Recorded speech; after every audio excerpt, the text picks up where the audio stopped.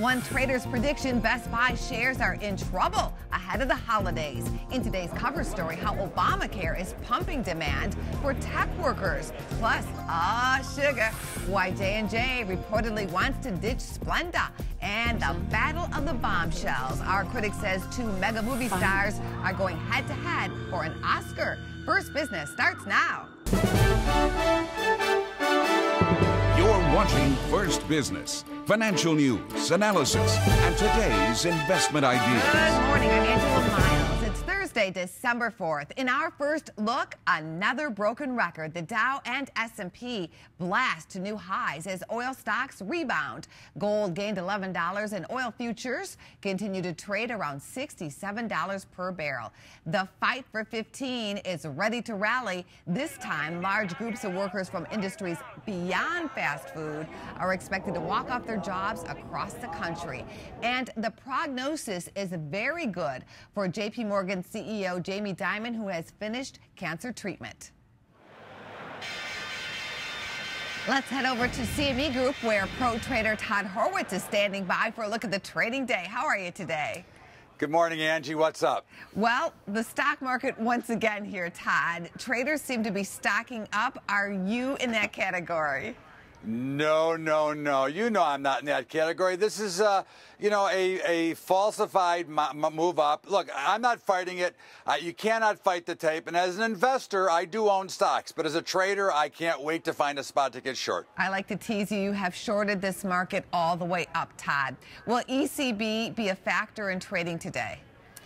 You know, it could be. I mean, every central bank so far has been a factor. So if he says the right words, we could certainly have another melt to the upside. I mean, we've seen yesterday with the beige book, they said everything's okay, the markets go higher.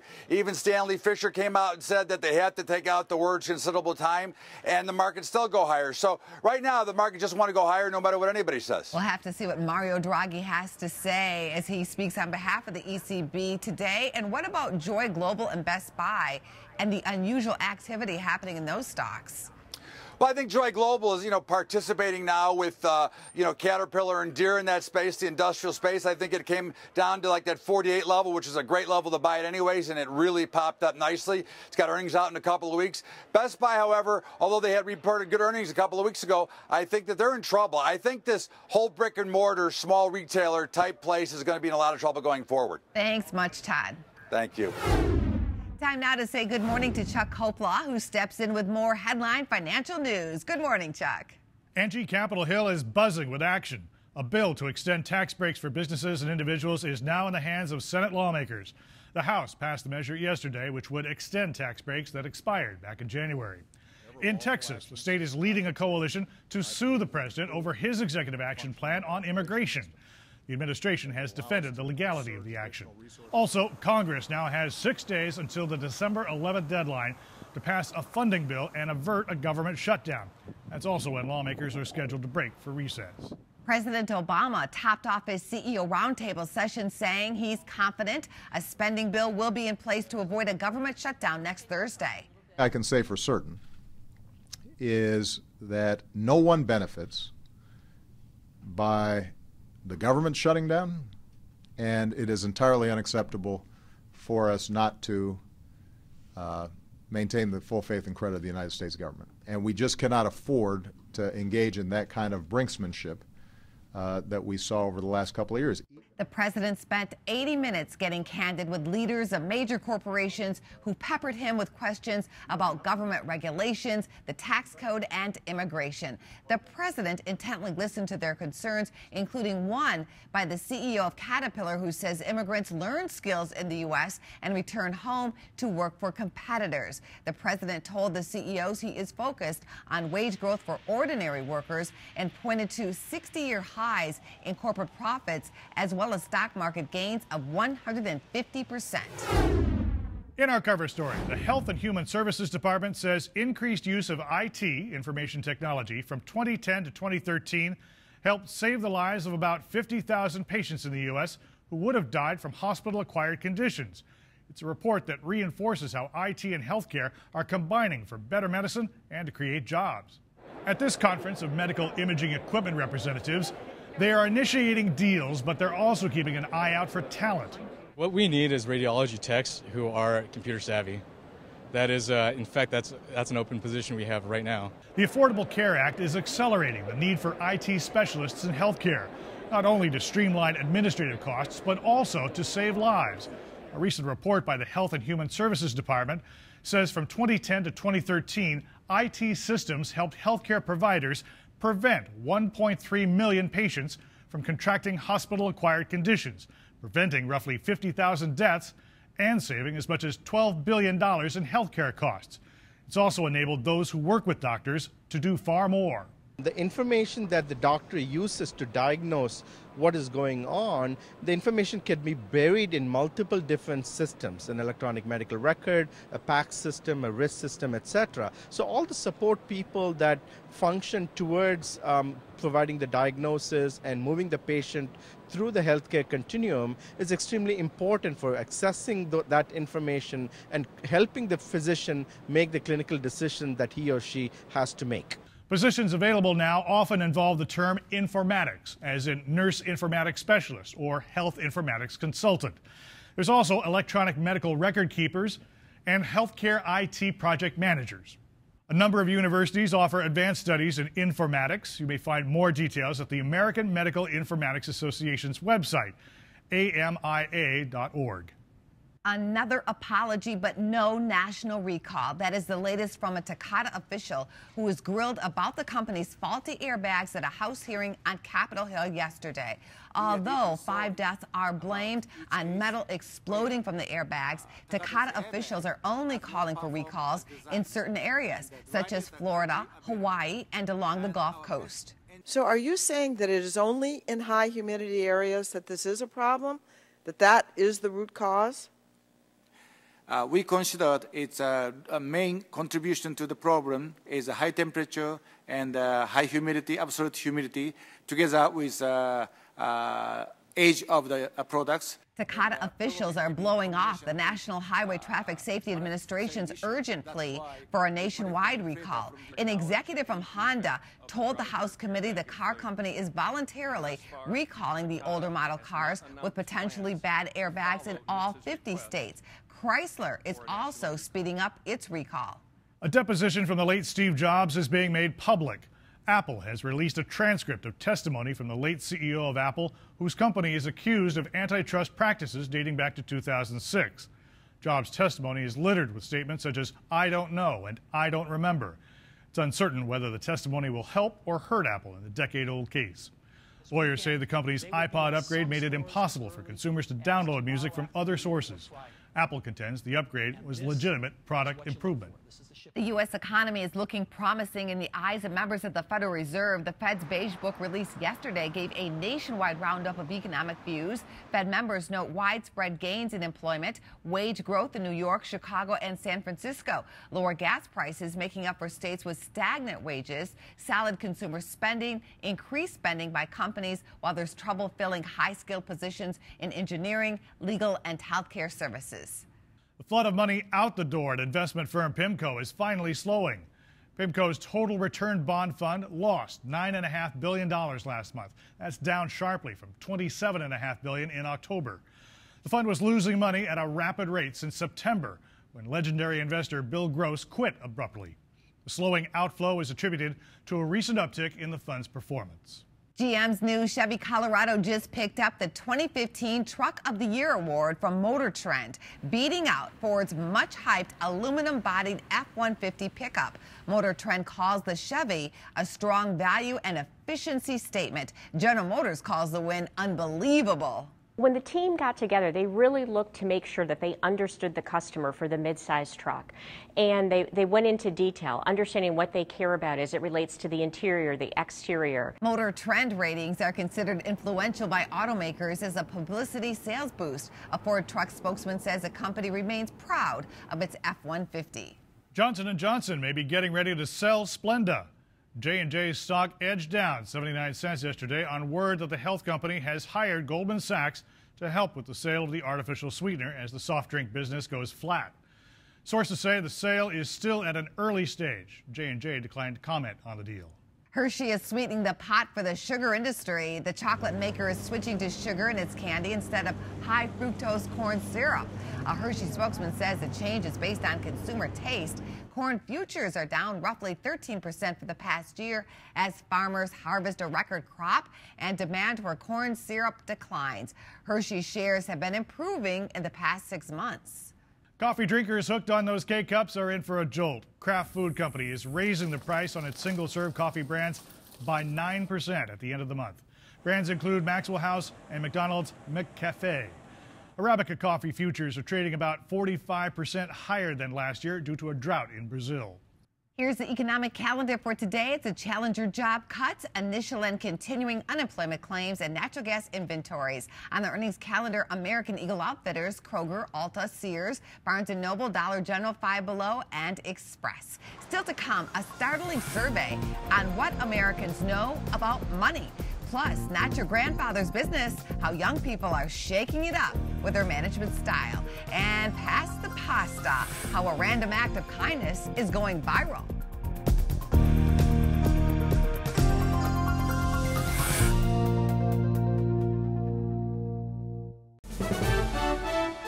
You're watching First Business, your source for financial news, analysis, and today's investment ideas. Coming to you daily from Chicago, the financial heartland of America, First Business offers a preview of the day's market action, trends in money, and timely consumer news. Don't be left behind. Get your daily dose of the leading financial news stories every morning. It's your money. Watch where it goes. Watch First Business. Utah man has turned his Olive Garden never-ending pasta pass into a campaign to feed homeless people in his community. Matt Tribe has been using his unlimited pasta pass, bought in Olive Garden's very limited sale of the $100 cards, to feed the hungry. His project, dubbed Random Acts of Pasta, has since gone viral. It's not a publicity stunt. Olive Garden tweets, "To set things straight, our only role was selling Matt a pasta pass and fulfilling his orders." Americans are great givers, but saving for retirement could be better. Yet another survey points to people woefully unprepared for retirement. The American College of Financial Services questioned Americans about basic financial literacy, including compound interest, inflation, and life expectancy. Only 20% surveyed received a passing grade. Bill Moller is here with a word on millennial managers. You got two business owners. One is a millennial, the other, say, a boomer. Is there a difference in the way they run their businesses? Well, you bet there is. That, in fact, was borne out in a survey conducted by Bank of America in its Small Business Owner Report. Let's talk to Robb Hilson. He is the bank's small business executive. Robb, it's interesting. Age apparently does matter in how somebody runs a business. It does. We did a deep dive in this latest survey on different generations, so millennials, Gen Xers, and boomers, and probably not surprisingly, millennials are much more dependent on technology. It allows control for them, and they're very comfortable with it, and it does help them run their business, for sure. In fact, they depend on their smartphone and their tablet. It's part of what they've integrated into how they run their biz. Yes, in fact, 44% of not just the millennials, but the Gen Xers said that they couldn't run their business at all without a smart device, versus the boomers who said they could run their business almost 60% of the time without the device whatsoever. Yeah. And the millennials, they seem to be, as I looked over your data, they're the most optimistic about growth for their business, about the future for their economy and whatnot. They are. If you step back and look at the general population, we do continue to see improving confidence and optimism, whether it's the local economy or about their own business. But millennials in particular are very optimistic about the economy and where they're taking their business. So as an example, they expect their own revenue to increase this year. 78% said they expect that versus only 52% of the boomers. Yeah, Rob, but it's interesting. They're also the most concerned about economic issues, too. That was a little puzzling in that they are the most confident, but they perhaps are somewhat scarred coming out of the worst recession in 80 years. On average, the millennials we talked to had only been in business 6 years. So if you think about it, they got into business probably with great expectations, but had to live through at least the last part of a bad recession. Yeah, that does color how they run their business. Robb Hilson, thank you so much. Thank you. Teens and 20-somethings are not so hot on Abercrombie & Fitch. The teen retailer is slashing its outlook for the year as it struggles with tough competition from fast fashion chains such as H&M and Forever 21. Although sales improved on Black Friday, the company's forecast came in well below Wall Street estimates. However, investors are trying on Abercrombie stock for size. Shares rallied 3% yesterday. Coming up, brushing up on a stock with unusual options activity. And spoiler alert, what a recent hack attack could mean for Sony at the box office.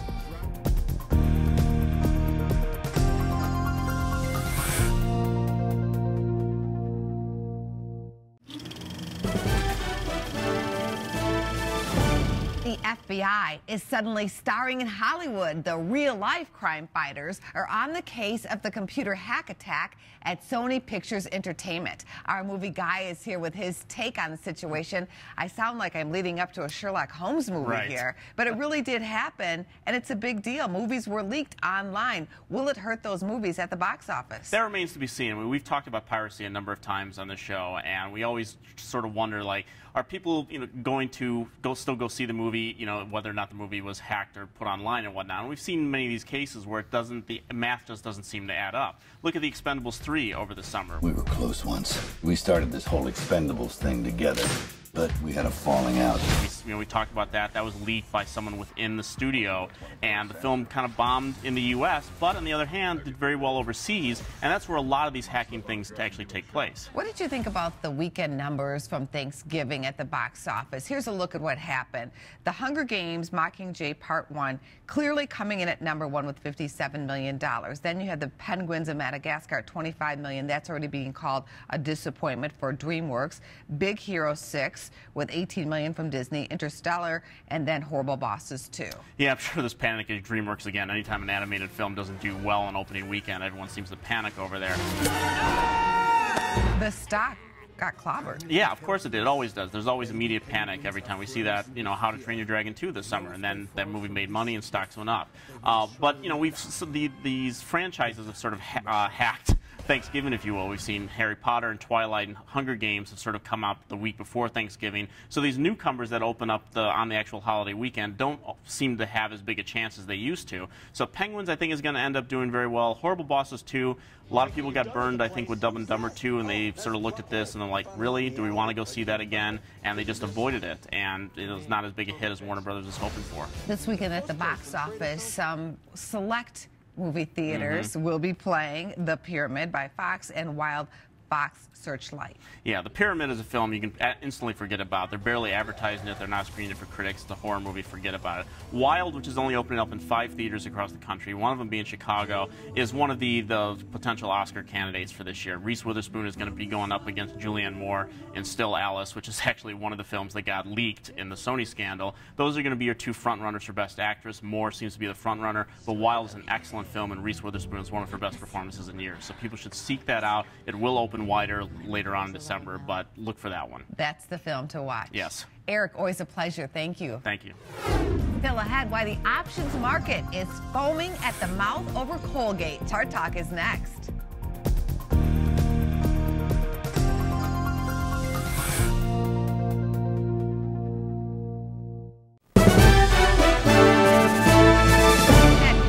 CMC Trading joins us now to show us his pearly whites and the chart in Colgate-Palmolive. Hope you brushed up on this one, Matt. Let's take a look at the chart. There's a big options play in Colgate, and it has to do with put selling. What is that telling you about this stock? Well, I think somebody's, making a little bet here that the stock is going to stay firm into the end of the year. I think they see support around the $67 range, where I do too, and they're saying, hey, things have been pretty resilient in this market. This stock, fairly priced, we do see a little support, and maybe we'll get lucky and collect some premium here. And I don't think it's a horrible play. You don't think it's a horrible play? So for somebody who might want to step in at this level and buy the stock outright, is that something that you would do as a trader? Well, I don't think it's a horrible place to hide your money. I think the stock is, like I said, pretty fully valued. But, you know, you're getting a 2% dividend. You know, the stock's got a little bit of support, and even in the sell-off, it didn't get hammered too much. So I think, you know, a pretty safe place to hold your money and maybe get paid a little bit while you wait. Earnings won't be coming up until later on in January. Will that be a market mover? Yeah, it's definitely got a chance to be. You know, the U.S. dollar has been strong. They're a big international company, but they sell things that people need. So people are going to be watching that report. They're going to see what kind of insights they can gain from the consumer, not only the company, but worldwide. Thank you very much. Thank you. Coming up tomorrow in Traders Unplugged, the guys argue over the car stock with the best traction this winter. And an entrepreneur will be here with tips on breaking into the beef jerky biz. From all of us at First Business, thank you for watching.